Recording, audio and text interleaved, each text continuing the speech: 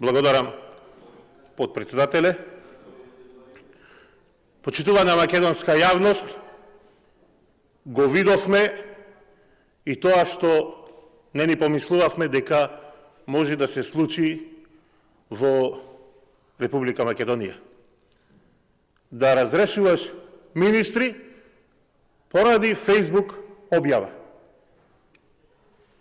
Ниту да кажеш дали тие министри си ја вршеле добро работата, да кажеш дека како технички премиер не е во прашање професионалната подготвеност на министрите во владата, ами председателот на нивната партија нешто објавил на Фейсбук и дајте сега да ги смениме министрите.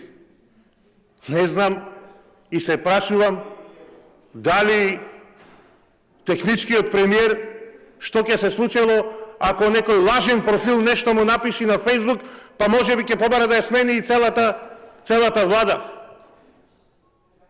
Дали сте свесни што поддржувате и што гласате тука и што слушаме, што му сервираме на граѓаните на Република Македонија? Почитувани колеги од власта, овие двајца министри, па вие ги гласавте, вие ги фалевте. Се расправавме тука кога ја составувавте владата. Со најпофални зборови се изјаснувавте за нивната работа, за нивната стручност, за нивниот квалитет. И сега одеднаш двајцата министри не чинат. Во партиското соопштение кратко, досега ништо не слушнав зошто овие министри ги разрешувате, само прочитав разрешување од функциите поради нивното однесување, спротивно на прозападната ориентација на партијата. А дали сте свесни што ќе направите? Ова е циркус. Да избркаме министри од владата поради лошо поведение. Ова така му иди. Циркус направите од државава. Но ајде да се вратиме на посериозни теми и со тие што се тука неколку пратеници од мнозинството, ова е срамно. Никој довде да образложи, да кажи зошто ги менувате овие луѓе. Да видиме што сработи вашата влада. Да видиме другите министри што се прозападни, колку сработиле, што направиле и дали вредат. Да почнеме од оние што најмногу сработија. Од оние што во оваа рамиска влада најмногу си ги наполнија приватните џебови. Артан Груби официјално се стекна со луксузен деловен простор на улица Македонија и хотел на Попова шапка. А неофицијално, колкави се провизиите од Бехтеленка, од Сега Митилинеос и еден куп такви криминални проекти, само си знаат банкарите што му ги складираат парината и си знае тој. Да одиме со ред. Неговиот председател, Али Ахмети, цела негова фамилија, со месеци слушаме како има удел ваму, удел таму, со ниеден денар вложен, третина од деловниот центар Соравија присвои и милиони евра од фирми како Евровија, кои за одржување на спортската сала Борис Трајковски си случи договор од скоро 2 милиони евра, а со тие пари можеше 2 такви спортски сали да се изградат. Значи, оваа влада краде без милост.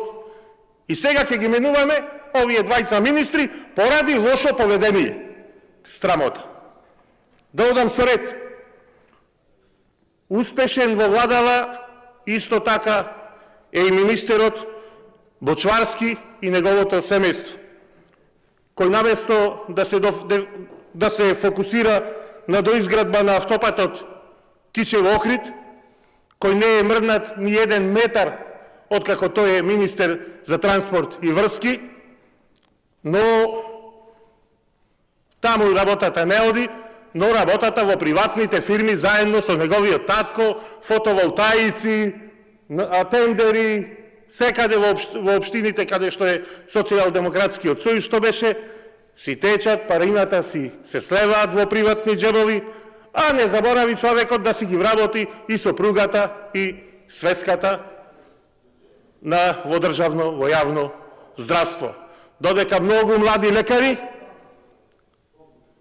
ќе се остваруваат професионално и среќата ќе си ја бараат во Западна Европа. Овде за нив нема место, бидејќи од ваквите стручњаци, како семејството, фамилијата, потесна и поширака, на Бочварски и сличните, не можат да дојдат на ред. Џабе му беше станувањето да го види Сала, џабе му беше представувањето, кога ниту еден инфраструктурен проект не е сработен во негово време.